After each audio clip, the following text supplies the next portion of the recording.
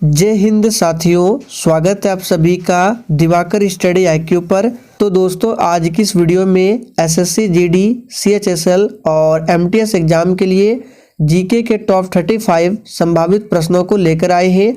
और दोस्तों, मैंने लगभग हर एक टॉपिक से प्रश्नों को लिया है। बिल्कुल आपके SSC एग्जाम पैटर्न पर आधारित सभी प्रश्न हैं। और अगर आप इसमें 25 प्रश्न का भी सही आंसर कर लेते हैं तो आपकी तैयारी बहुत ही बेहतरीन है। तो फ्रेंड्स, आज के सेशन का पहला प्रश्न है, जनगणना 2011 के अनुसार किस राज्य की जनसंख्या वृद्धि दर सबसे अधिक रही है। और दोस्तों, आपको प्रत्येक प्रश्नों के उत्तर नीचे कमेंट बॉक्स में लिखना है ताकि आप सभी का प्रॉपर तरीके से रिवीजन हो सके। तो पहले प्रश्न का आंसर है मेघालय। मेघालय राज्य की जनसंख्या वृद्धि दर सबसे अधिक रही है। मार्क करके रखना, इम्पोर्टेंट प्रश्न है। दूसरा प्रश्न है, 2000 रुपये के नोट पर पीछे की तरफ किसकी आकृति छपी हुई है।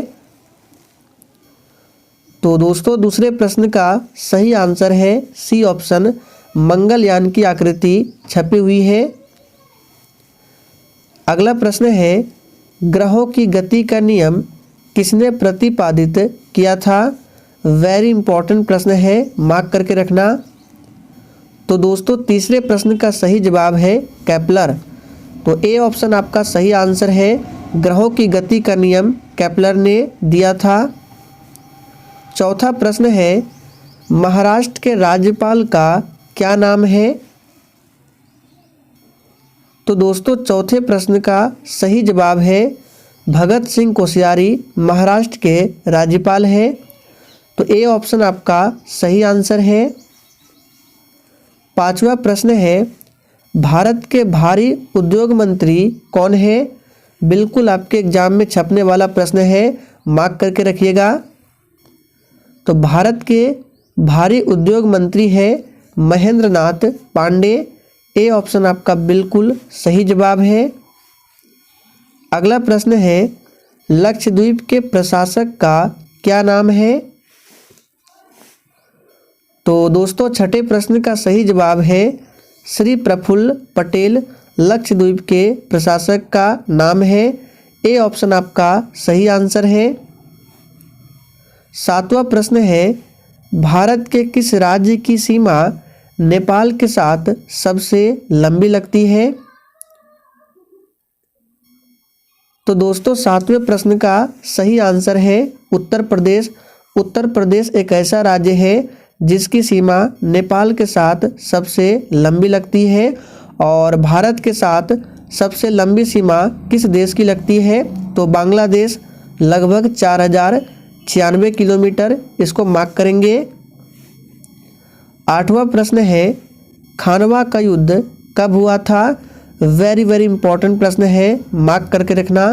काफ़ी बार SSC के एग्जामों में पूछा गया है खानवा का युद्ध कब हुआ था। तो दोस्तों, इस प्रश्न का सही जवाब है 16 मार्च 1527 को खानवा का युद्ध होता है। किस राज्य का, यहाँ पे छऊ होना चाहिए, प्रश्न थोड़ा सा टाइपिंग एरर है। तो छऊ किस राज्य का प्रसिद्ध लोक नृत्य है। काफ़ी ज़्यादा महत्वपूर्ण प्रश्न है, मार्क करके रखना। तो देखिए दोस्तों, छऊ जो है ये उड़ीसा राज्य का प्रसिद्ध लोक नृत्य है।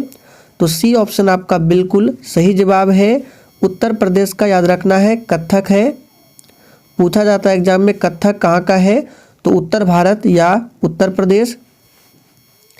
सैला किस राज्य का प्रसिद्ध लोक नृत्य है। वेरी वेरी इंपॉर्टेंट प्रश्न है, इसको भी मार्क कर लीजिए। तो देखिए दोस्तों, सैला जो है ये छत्तीसगढ़ राज्य का प्रसिद्ध लोक नृत्य है। तो ए ऑप्शन आपका सही आंसर है। किसने भारत में पंचवर्षीय योजना की अवधारणा पेश की थी। तो दोस्तों, 11वें प्रश्न का आंसर है जवाहरलाल नेहरू के द्वारा पंचवर्षीय योजना की अवधारणा पेश की गई थी। और दोस्तों, अगर आप लोगों को भारत की पंचवर्षीय योजना के बारे में अलग से एक सेपरेट वीडियो चाहिए तो उसके लिए वीडियो बना दिया गया है। आप लोग डिस्क्रिप्शन बॉक्स में जाइए, वीडियो का लिंक मिल जाएगा, या फिर आप लोग चैनल के प्लेलिस्ट में जाकर देख सकते हैं। आगे देखिए, मुस्लिम लीग की स्थापना किसने की थी? तो 12वें प्रश्न का सही जवाब है आगा खां और सलीमुल्लाह खां के द्वारा मुस्लिम लीग की स्थापना होती है। तो सी ऑप्शन आपका बिल्कुल सही जवाब है। सत्यशोधक समाज की स्थापना किसने की थी? देखिए यहाँ से 3 से 4 प्रश्न बनते हैं, आपको सभी बता देते हैं। प्रार्थना समाज पूछा जाता है, 1867 में स्थापना होती है, किसके द्वारा? तो आत्माराम पांडुरंग के द्वारा। ब्रह्म समाज पूछा जाता है, 1828 में राजा राम मोहन राय के द्वारा। आत्मीय सभा पूछा जाता है, 1815 में राजा राम मोहन राय के द्वारा किया गया था। आर्य समाज पूछा जाता है, तो 1875 में आर्य समाज की स्थापना होती है दयानंद सरस्वती के द्वारा। और यहाँ पे सत्यशोधक समाज की स्थापना पूछा जा रहा है, तो सही जवाब है ज्योतिबा फूले। अगला प्रश्न है, निम्नलिखित में से कौन सी नदी विंध्य तथा सतपुड़ा पर्वत श्रृंखला के मध्य से होकर गुजरती है? ये प्रश्न एसएससी के एग्जामों में काफ़ी बार रिपीट हुआ है, तो इसको मार्क करके रखना, छपने वाला प्रश्न है। तो बिल्कुल सही आंसर दिए हैं नर्मदा नदी। ए ऑप्शन आपका बिल्कुल सही जवाब है। और देखिए दोस्तों, नर्मदा और ताप्ती 2 ऐसी नदियां हैं जो डेल्टा का निर्माण नहीं करती है, ये एस्चुरी का निर्माण करती है। और दोस्तों, आप सभी की जानकारी के लिए बता दूं, डेली शाम 4 बजे इस चैनल पर टॉपिक वाइज जीके जीएस की क्लास चलती है, तो आप सभी को डेली शाम 4 बजे क्लास जरूर करना है। निम्नलिखित में से कौन सा भारतीय अर्थव्यवस्था का प्रमुख लक्षण है? बहुत ही सिंपल प्रश्न है, इसका सही जवाब है मिश्रित अर्थव्यवस्था जो है भारतीय अर्थव्यवस्था का प्रमुख लक्षण है। क्लोरीन की परमाणु संख्या कितनी होती है? देखिए दोस्तों, यहाँ पर फ्लोरीन होना चाहिए था, लेकिन यहाँ पे क्लोरीन लिखा गया है, तो चलिए दोनों को बता देते हैं। क्लोरीन की परमाणु संख्या 17 होती है, और यहाँ पर अगर फ्लोरीन कर दे तो राइट आंसर हो जाएगा बी ऑप्शन 9 होती है। बोडो जनजाति कहाँ की निवासी है? चलिए फटाफट से आंसर कीजिए। और देखिए, बिल्कुल इसी तरह के प्रश्न आपके एग्जाम में पूछे जाते हैं। तो बोडो जनजाति जो है ये असम में निवास करती है, तो डी ऑप्शन आपका सही जवाब है। भारतीय संविधान के किस अनुच्छेद में अनुसूचित जाति और अनुसूचित जनजातियों के लिए आरक्षण का प्रावधान है? तो देखिए दोस्तों, 18वें प्रश्न का आंसर है ए ऑप्शन 335। वेरी इंपॉर्टेंट प्रश्न है, इसको भी मार्क कर लेना। काठी किस राज्य का प्रसिद्ध लोक नृत्य है? तो 19वें प्रश्न का आंसर है पश्चिम बंगाल। काठी जो है पश्चिम बंगाल का लोक नृत्य है। पपेटी किसका त्योहार है? पारसी, जैन, सिख या फिर डी बौद्ध? तो देखिए दोस्तों, 20 नंबर का आंसर है ए ऑप्शन पपेटी जो है पारसी का त्योहार है। भारत की पंचवर्षीय योजनाओं को अंतिम स्वीकृति कौन देता है? देखिए दोस्तों, भारत में टोटल 12 पंचवर्षीय योजनाएं चली थी, तो इसका सही जवाब है ऑप्शन सी राष्ट्रीय विकास परिषद। भारत में सबसे ऊंची ज्वारीय ज्वार भित्ति वाली नदी कौन सी है? तो दोस्तों, इसका सही जवाब है हुगली। हुगली नदी जो है भारत में सबसे ऊंची ज्वारीय ज्वार भित्ति वाली नदी है। भारत में सर्वप्रथम राष्ट्रीय आय का आकलन किसने किया था? काफ़ी सारे एग्जामों में ये प्रश्न बार बार पूछे जाते हैं, तो इसका सही जवाब है दादा भाई नौरोजी। सोडियम की परमाणु संख्या कितनी होती है? बहुत ही सिंपल प्रश्न है, लेकिन यकीन मानिए एग्जाम में पूछा जाता है। तो सोडियम की परमाणु संख्या 11 होती है। सही जवाब है डी ऑप्शन, और सिंबल Na होता है। लुसाई जनजाति निवास करती है। और दोस्तों, जिसने अभी तक सेशन को लाइक नहीं किया है तो फटाफट से आप सभी सेशन को दिल से ज़रूर लाइक करें।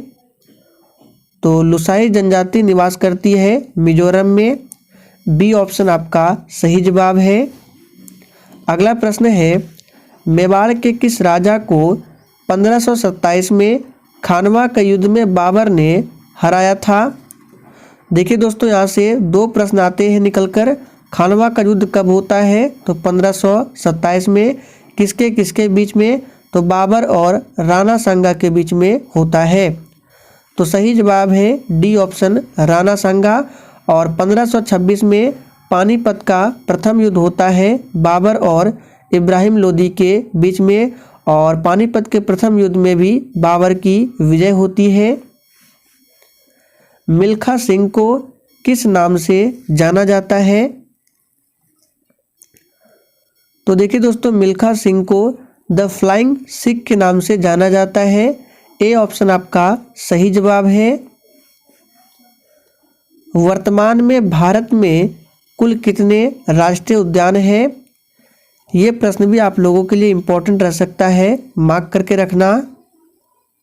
तो देखिए दोस्तों, वर्तमान में भारत में कुल 106 राष्ट्रीय उद्यान है। तो बी ऑप्शन आपका सही जवाब है। ग्रैंड प्रिक्स का संबंध किस खेल से है? तो दोस्तों, इसका सही जवाब है ए ऑप्शन, F1 रेस से संबंधित है ग्रैंड प्रिक्स। मौलिक कर्तव्यों को संविधान में किस वर्ष शामिल किया गया था? तो दोस्तों, इम्पोर्टेंट प्रश्न है। सही जवाब है 1976 में। और ये भी पूछा जाता है कौन सा संविधान संशोधन था? तो 42वां संविधान संशोधन था। और किस समिति के सिफारिश पर मौलिक कर्तव्य को जोड़ा गया था? तो ये भी प्रश्न पूछा जाता है। तो याद रखिएगा, सरदार स्वर्ण सिंह समिति की सिफारिश पर मौलिक कर्तव्य को संविधान में जोड़ा गया था। कब? तो 1976 में। वर्तमान में टोटल 11 मौलिक कर्तव्य है और इसे रूस देश के संविधान से लिया गया है। भारत के नए उप चुनाव आयुक्त कौन बने हैं? अब देखिए, यहाँ से दो प्रश्न हैं। भारत के नए मुख्य चुनाव आयुक्त पूछे तो राजीव कुमार हैं, जबकि भारत के नए उप चुनाव आयुक्त कौन बने हैं? तो याद रखिएगा, अजय भादु। तो सी ऑप्शन आपका सही जवाब है। भारतीय आयुर्विज्ञान अनुसंधान परिषद के नए महानिदेशक कौन बने हैं? ये सभी प्रश्न बिल्कुल आपके एग्जाम में पूछा जाने वाला प्रश्न है। तो देखिए दोस्तों, 32 का आंसर है बी ऑप्शन, राजीव बहल। महावीर की माता कौन थी? तो इसका सही जवाब है सी ऑप्शन, त्रिशला महावीर की माता थी। जैन धर्म में टोटल 24 तीर्थंकर हुए हैं और 24वें तीर्थंकर का नाम है महावीर स्वामी। बचपन का नाम पूछा जाता है तो वर्धमान महावीर स्वामी के बचपन का नाम था। दिल्ली सल्तनत शासित हुआ था। तो देखिए दोस्तों, दिल्ली सल्तनत जो है कुल 5 राजवंशों द्वारा शासित हुआ था। और ये भी पूछा जाता है कि दिल्ली सल्तनत का आखिरी वंश का नाम क्या है? तो याद रखिएगा, लोधी वंश। लोधी वंश जो है दिल्ली सल्तनत का आखिरी वंश था। और लोधी वंश का आखिरी शासक कौन था? तो इब्राहिम लोधी। इतने सारे फैक्ट आपको जरूर ध्यान रखना है। भारत के कितने ऐसे राज्य हैं जो नेपाल की सीमा से लगते हैं? तो दोस्तों, ऐसे 5 राज्य हैं जो नेपाल की सीमा से लगते हैं। तो सी ऑप्शन आपका सही जवाब है। तो दोस्तों, आज के लिए इतना ही। अगर आपको सेशन थोड़ा भी पसंद आया हो तो सेशन को अधिक से अधिक ज़रूर शेयर करें।